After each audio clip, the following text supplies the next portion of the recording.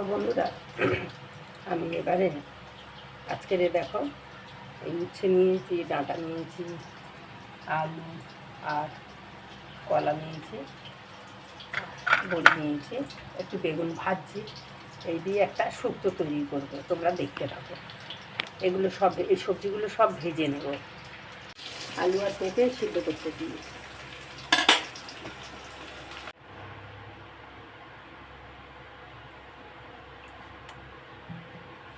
তেল দিলাম,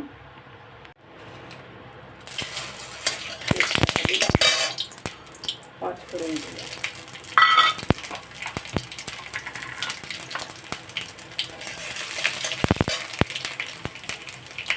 একটু হলুদ দেব, হলুদ দিয়েছি, একটু লবণ দিয়েছি, একটু আদা দিয়েছি,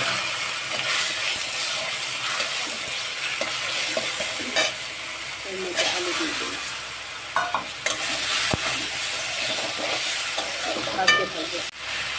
এই পেঁপেগুলো দিয়ে দিলাম সিদ্ধ করা পেঁপে।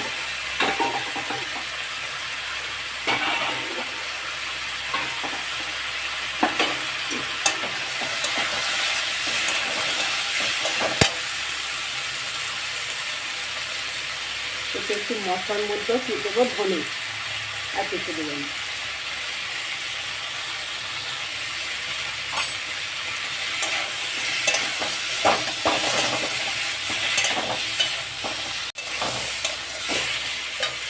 এই মশলা সমস্ত সবজি দিয়ে দিলাম, ভাজা সবজি এগুলো একটু কষে নিই।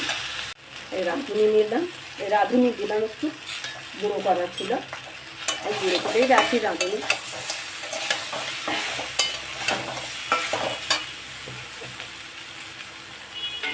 সবই ভাজা মশলা, এই জন্য ভাজা করা সিদ্ধ করা, এই জন্য জল দিয়ে দিলাম।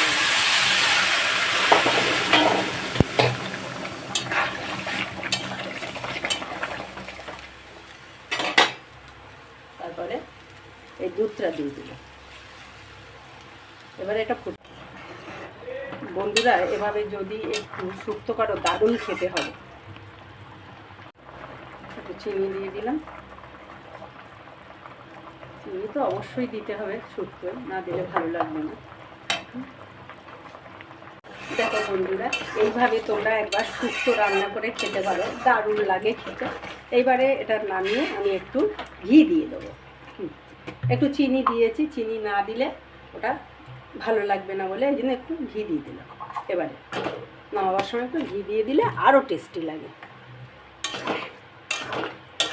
এবারে একটু ঢেকে রেখে দেবো, তারপরে নামিয়ে নেব।